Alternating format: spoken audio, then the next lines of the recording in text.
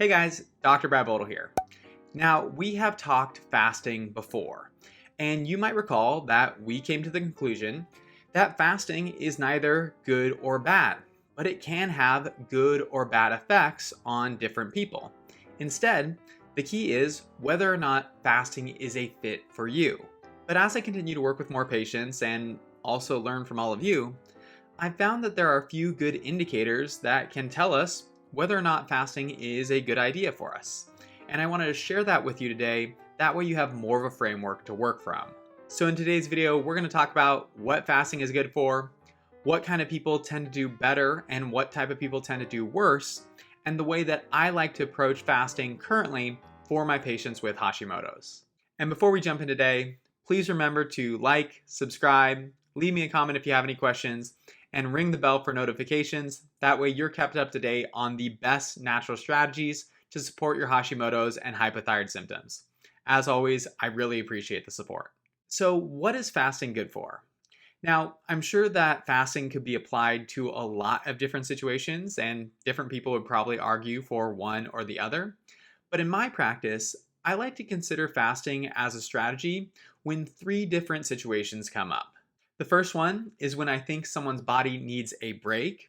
The second is when someone is struggling with inflammation, often associated with too much fuel or fuel toxicity. And the third one is when we want to provide a boost to our immune system. When it comes to taking a break, we know that with Hashimoto's and autoimmunity, our tolerance for different stressors or toxins in our environment has become diminished. And in our modern world, we are exposed to a lot of different things. So if we lose that buffer or we lose that protection, it can make it really hard for us to get through the day without triggering our immune system in a negative manner. Food reactions, blood sugar swings, allergens, cosmetics, perfumes, things that we use to clean our clothes and clean our house, even being exposed to something like the fumes while we're filling our car up with gas. All of these things take a little bit of a toll on the body, and we have to be able to manage and process each one. But if we can't do that, and our system is completely overloaded, then it's possible that that overload could continue to drive some of our symptoms. Sometimes in these situations, I'm looking for anything that I can manipulate or change to help you reduce some of that burden. While food can definitely be part of fueling our health journey, sometimes taking a break can also be helpful. Again, food isn't inherently bad, and you might not be eating things that cause issues for you, but by removing that from your daily list, it can reduce that overall load that we talked about and allow your system to function more normally.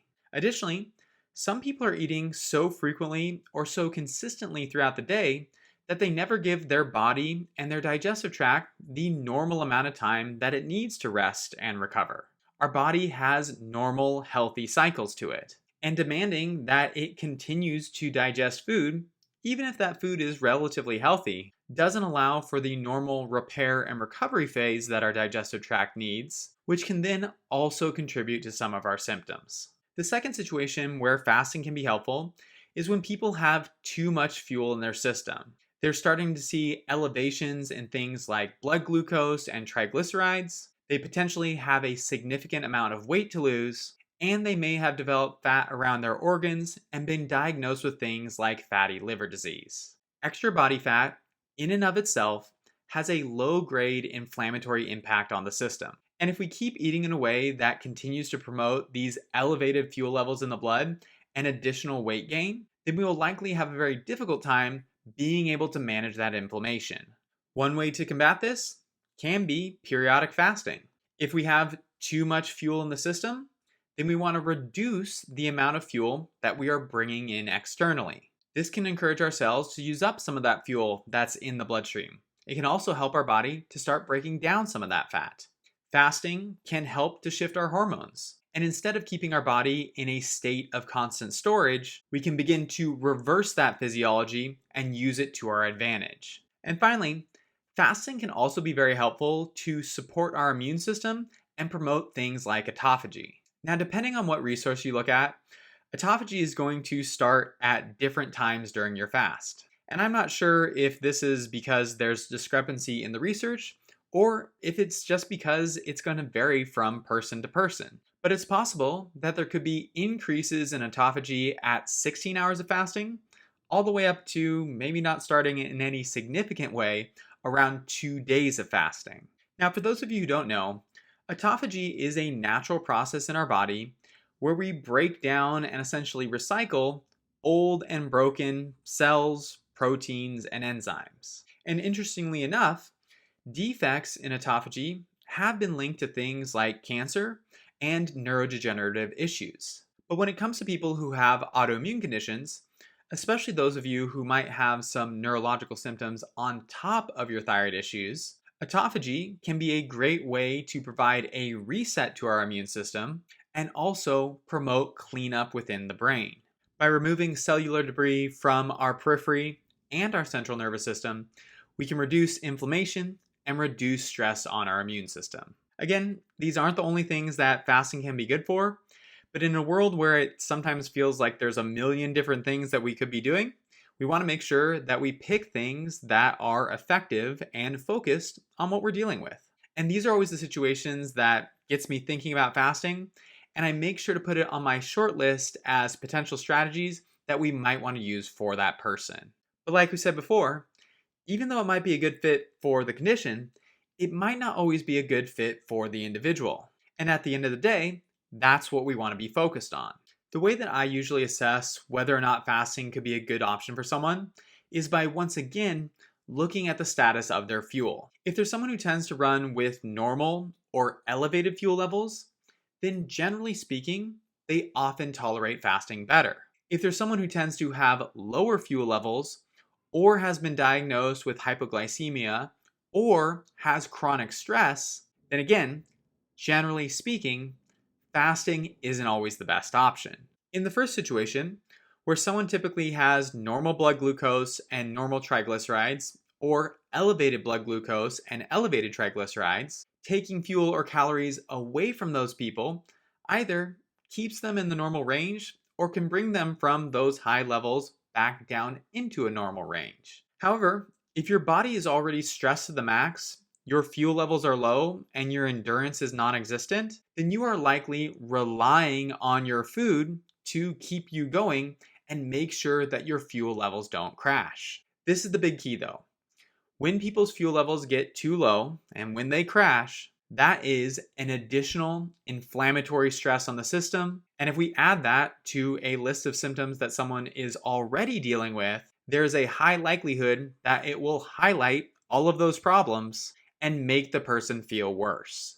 But if you're not sure what side of things you land on, or if you maybe have a mixture of symptoms, the easiest way to tell is to ask yourself, how do you respond to food? If going too long without food makes you feel worse, and then eating makes you feel better, then fasting might not be a good strategy for you at this time. But if you can go long periods without eating and you feel fine, better, or hardly even notice it, then fasting might be a great option for you right now. So look at the timing of your food, look at the timing and frequency of your meals, and track any changes in function. So if we do decide that we'd like to implement a little bit of fasting into our health strategies, where should we start? Well, because our thyroid can affect so many different systems in the body, sometimes we have to juggle different approaches, and sometimes we need to blend them together. And in fact, that's actually what I do for a lot of my patients. I'll blend different strategies for them, or maybe stack one on top of another. For example, we might be doing an assessment with someone and determine that because of multiple food sensitivities, utilizing something like AIP could be really valuable for them. But because they're also fairly active and have a high demanding job, we have to balance that AIP approach with a decent amount of calories and a moderate carbohydrate intake. Sometimes that's something that's a little bit hard to do on your own. And understanding how each of these strategies keys in on specific parts of your physiology can be a way where we actually support you and help you to get better rather than having it be something that's an additional stress on you. I already mentioned that fasting can be something that's really helpful for giving our gut a break, and gut and digestive issues is something that people often have either in association with their thyroid issues or because of their thyroid issues. But at the same time, having something like Hashimoto's is a significant physiological stress. And if you combine that internal stressor with maybe a lot of external stress, that could lead to someone having really low fuel, feeling exhausted and fatigued, which would be a good reason why that person probably shouldn't be doing fasting. So if we have one indicator that says fasting could be helpful, and we have another that says it probably isn't, how can we blend things in a way that allows you to receive the benefits while also not being a detriment to your system? The nice thing is that it isn't rocket science. And all we want to do is split the difference between your different areas of need. To give you a starting point, I usually provide my patients with a recommendation that they have an eating window somewhere between 8 hours all the way up to 12 hours. I find the evidence to be fairly compelling that people, whether with thyroid problems or not, probably shouldn't be eating for more than 12 hours per day, and therefore they should be fasting for at least 12 hours per day. On the other hand, a lot of people with Hashimoto's and thyroid problems tend to undereat, and they're not fueling their body properly. Not to mention the fact that because of things like gut issues, they could be low on nutrients in general. It's for those reasons that I don't like people's eating window to become too small. Oftentimes, that can lead to further caloric and nutrient deficits, which can potentially be unhelpful when we're trying to promote a healing and recovery state. Whether someone is eating closer to 8 hours per day or 12 hours per day, I also like people to get at least 3 meals. You've heard me talk before about how important it is to make sure that we have the proper amount of protein intake. And for Hashimoto's patients, if we try to get all of that protein in 1 or 2 meals, sometimes it can be a lot for our digestion to handle, and other times it's just too much for us to handle mentally, as that is a lot of food to eat at one time. I think the area that a lot of people get into trouble when it comes to thyroid and fasting often comes back to issues with weight. When someone isn't able to lose the weight that they want, they're almost always told to eat less. Fasting is an approach that inherently involves eating less. But because it's been popularized and it's a little more of a stylish approach these days, more people accept it, and therefore it has a tendency to be abused. Can fasting help to control cravings and manage calorie intake? Yes, it can. But I don't think that's the way we should frame it for people with Hashimoto's. Instead, use it as a powerful physiological tool and strategy. Have it provide you with digestive support. Improve the way your hormones and metabolism responds, and give your immune system extra support when it needs it. But as we're leveraging those aspects of fasting, you also need to make sure that you're supporting yourself when you are eating. So when it comes to people with Hashimoto's, we want to choose a more moderate fasting window, something that is well tolerated by most people with the condition. Use that fasting window to support the areas we just discussed, and then during our eating window, we want to make sure that we're eating regularly and fueling ourselves in the proper way to support our healing. By combining these different areas, hopefully we can get the best of all worlds, and it can make a significant impact in how you feel. But I'd love it if you could share your thoughts in the comments, and let me know if fasting is something that you use and how that approach has developed for you over time.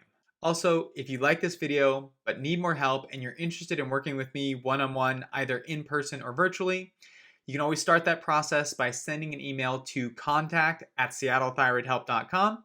And once we hear from you, my staff will reach out, see if you qualify for a free consultation, and then help you get on the schedule. During the consultation, we'll talk about what sort of symptoms you're dealing with, what your goals are, and figure out if this is something I can help with. If I think it can help, I'll let you know, and we can discuss what that plan will look like. If that feels good to you, we can move forward together from there. If you'd rather keep learning on your own, I'd recommend checking out some of the different video playlists that I have on my channel, whether it's different strategies to lose weight or ways that you can improve your energy. You can also grab either one of my free downloads, which are listed in the description box, or you can follow me on social media, where I post daily information to my Instagram and Facebook pages. But that's all for now. I hope that you're continuing to find the information helpful, and it's allowing you to make some big changes. I'm always proud of you guys for any of the action steps that you take. If you did like the video, remember to give it a thumbs up and subscribe if you haven't done so. But my name is Dr. Bodle. I hope you guys have a great rest of your week, and I will see you in the next one.